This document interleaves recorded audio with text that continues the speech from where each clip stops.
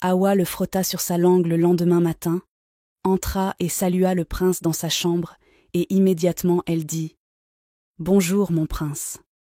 Le prince fut envoûté et perdit tout sens de la décence.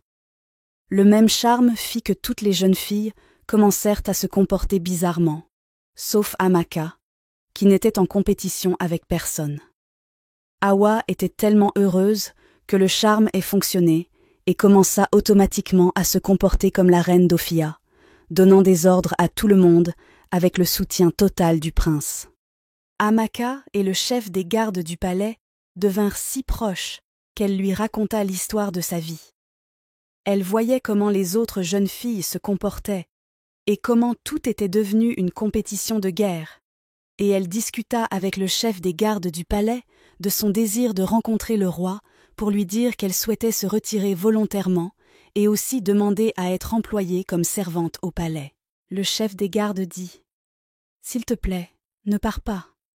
Tu es une si bonne fille, une belle jeune fille bien élevée.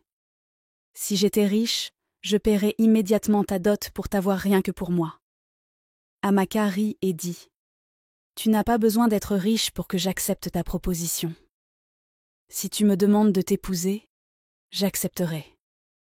Nous travaillerons tous les deux ici au palais, économiserons de l'argent, puis nous démissionnerons pour construire notre avenir ensemble. » « Es-tu sérieuse ?» demanda le chef des gardes du palais. « Oui, je le suis, » répondit Amaka. « Dis-tu cela parce que tu cherches un moyen d'échapper à ta belle-mère » demanda le chef des gardes. « Non, ce serait passer du feu à la braise, car le mariage est sacré, et une décision à vie qui doit être dédiée et humble, et toutes ces qualités que tu possèdes créeront une atmosphère familiale propice pour n'importe quelle femme. » Juste au moment où ils discutaient, les autres jeunes filles commencèrent leur dispute habituelle, et le chef des gardes dut se rendre sur les lieux pour les calmer. Plus tard dans la journée, Amaka alla voir le roi et dit « Longue vie au roi, s'il vous plaît, votre majesté. Permettez-moi de me retirer volontairement de cette compétition. » « Mais pourquoi ?» demanda le roi. Amaka dit « Je ne suis pas à la hauteur du prince d'Ophia. Je ne suis qu'une pauvre orpheline qui a été exposée à une vie dure et n'a rien en commun avec le prince. S'il vous plaît, employez-moi comme l'une des servantes du palais, car c'est là que je me sens à ma place pour gagner ma vie et construire quelque chose à partir de mon destin. » Le chef des gardes du palais entra et fut surpris de voir Amaka avec le roi. Puis le roi mentionna tout ce qu'Amaka avait dit. Le chef des gardes se tourna vers Amaka, surpris, et dit « Je pensais que nous avions discuté de cela, et j'avais dit que tu ne devais pas abandonner. » Amaka répondit « Avec la tournure des événements, quelqu'un pourrait mourir ici, parce que cela s'est transformé en guerre. » Le roi dit alors « Retourne immédiatement dans ta chambre, je te donnerai une réponse plus tard. » Le chef des gardes plaida auprès du roi, pour qu'il n'approuve jamais la demande d'Amaka, car elle était la meilleure parmi les autres jeunes filles. Le roi sourit et hocha la tête en signe d'approbation, car il était pleinement conscient de ce qui se passait dans le palais grâce aux caméras secrètes. Le roi ordonna aux gardes de rassembler toutes les invitées pour une réunion à huis clos. Sa Majesté remercia toutes les filles d'avoir accepté de rester au palais jusqu'à présent et expulsa Ijeoma et Ogechi pour leurs actes immoraux dans le palais. Elles nièrent, mais le roi leur donna les dates et les heures où cela s'était passé et dit « Vous ne pouvez pas devenir la future reine avec une telle attitude, car vous apporteriez la honte à la maison royale. » Elles furent accompagnées hors du palais par les gardes du palais, donc Hawa, Amaka, Zara et Fatou furent invitées à retourner dans leur chambre. Amaka était déçue que le roi n'ait pas pris en compte sa demande. Elle était fatiguée de tout cela et voulait juste rester avec les servantes pour commencer une nouvelle vie. Mariam se faufila dans le palais et trouva sa fille dans un coin du palais, ignorant qu'elles étaient surveillées par une caméra. Elle demanda « Hawa, ma fille, l'envoûtement que tu as fait au prince fonctionne-t-il » Hawa s'exclama « Ça marche du tonnerre. » Elle raconta à sa mère comment elle s'était comportée comme la reine d'Ophia, avec le soutien total du prince, et comment elle avait servi le prince presque toutes les nuits. Mariam, sa mère, dit alors « Tu veux dire que je devrais rentrer chez moi et commencer à m'entraîner à devenir la future mère du prince ?»« Oui, ô maman » répondit Hawa. Elles rirent, et Hawa dit « Cette fille, Amaka, vivra un enfer sur terre, car elle sera ma servante personnelle quand je deviendrai enfin la reine. » Mariam dit « Un piège tendu est un piège tendu. Et quand je deviendrai belle-mère royale, cette Salima recevra une leçon que dans sa prochaine vie, elle apprendra à se mêler de ses affaires. » Hawa dit à sa mère de quitter immédiatement le palais avant que quelqu'un n'écoute leur conversation. Le prince, qui avait été envoûté, commença à annoncer qu'il avait fait son choix et qu'Hawa était celle que son cœur désirait et la seule qui le faisait vibrer. Amaka ne pouvait plus attendre le dernier jour. Elle eut l'idée de demander au chef des gardes de lui permettre de cuisiner pour les jours restants qu'elle passerait là-bas. Elle espérait que le roi considérerait automatiquement sa demande. Quand il mangerait son repas, le chef des gardes, qui ne connaissait pas les intentions d'Amaka, n'hésita pas à exaucer son souhait. Le roi et le prince ne purent nier que les repas servis au palais avaient un goût différent avec tout en modération.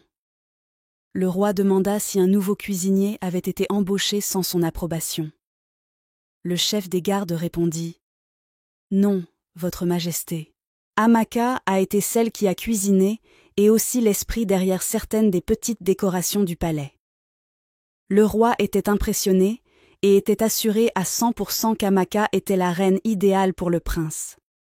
Il demanda au prince ce qu'il pensait d'Amaka et le prince répondit « Amaka n'est pas mon genre de femme. J'ai déjà fait mon choix et c'est final. » Hawa n'était pas à l'aise. Avec les 3 jeunes filles restantes, Zara, Amaka et Fatou, elle pensa donc à faire quelque chose de radical pour les faire expulser avant la fin de la compétition afin d'être déclarée automatiquement gagnante. Elle chercha à se battre, mais Zara et Fatou étaient si sages qu'elles l'évitèrent complètement. Mais Fatou tomba dans le piège, et le prince devint si furieux qu'il dit « Tu as osé te battre avec ma femme, hein, qui t'a donné cette audace ?» Et il ordonna aux gardes de la jeter hors du palais. Hawa était tellement heureuse de mener la compétition, et il restait 2 jours avant la fin du séjour au palais. Amaka retourna voir le chef des gardes et dit « Je tiens sincèrement à te remercier d'être un ami. » Le chef des gardes apprécia aussi qu'elle soit une bonne fille. Amaka demanda ensuite « Peux-tu me rendre un service ?»« Pourquoi pas ? À quoi servent les amis ?» répondit le chef des gardes. Amaka continua « S'il te plaît, aide-moi encore à relater au roi mon souhait d'être employée comme l'une des servantes du palais. Il nous reste 2 jours et sincèrement, je ne veux pas retourner chez moi car ma belle-mère me tuera cette fois-ci. Je préfère rester ici, même si Hawa est couronnée future reine d'Ophia, parce qu'il y aura une limite à ce que je pourrai subir. S'il te plaît, fais cela pour moi. Je t'en prie. » Le chef des gardes dit « Essuie tes larmes, mon ami. Je ferai tout mon possible pour t'assurer ce travail.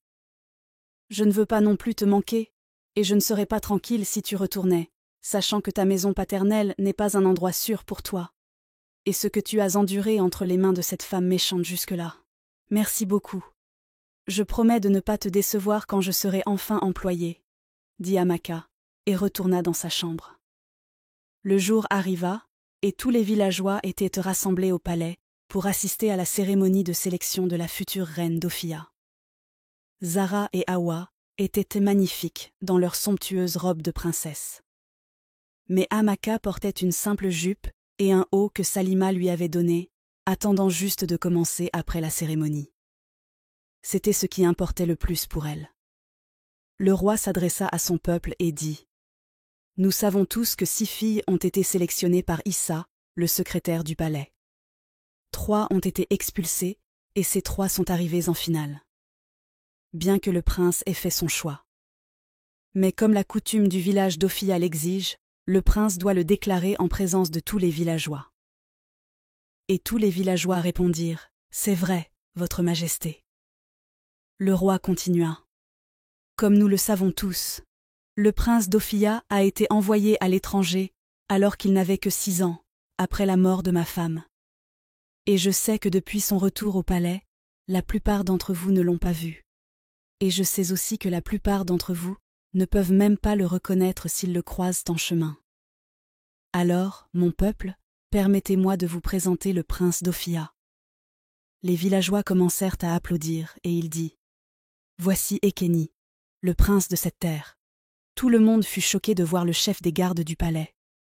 Awa s'évanouit, et sa mère resta sans voix.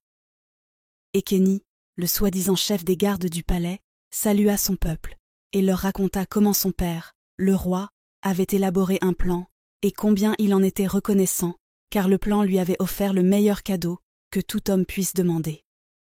Le prince Ekeni dit alors « Mon peuple, la future reine de cette terre, n'est autre qu'Amaka. » Amaka ne pouvait pas croire ce qui se passait, alors elle resta là sans bouger. Elle était juste sans voix. Et soudain, des larmes coulèrent de ses yeux. Le prince Ekeni alla à sa rencontre, essuya ses larmes et ordonna aux gardes d'apporter la robe royale qu'il avait fait confectionner pour elle. Cela restait un rêve pour Amaka, car elle ne croyait pas que le Seigneur serait si prompt à intervenir pour elle. Elle porta la robe et était ravissante. Mariam et Awa, honteuses et incapables d'assister à la scène d'Amaka, couronnée future reine d'Ophia, durent quitter le palais en courant. Des mois passèrent, et Awa découvrit qu'elle était enceinte du soi-disant prince qu'elle avait rencontré au palais. Pour découvrir ensuite que le roi l'avait embauchée quelque part et l'avait payée, elle porta la grossesse à terme et devint mère célibataire. Si vous avez aimé cette histoire, abonnez-vous et laissez un petit commentaire chaleureux pour m'encourager. Dites-moi également dans les commentaires depuis quel pays vous avez suivi cette vidéo.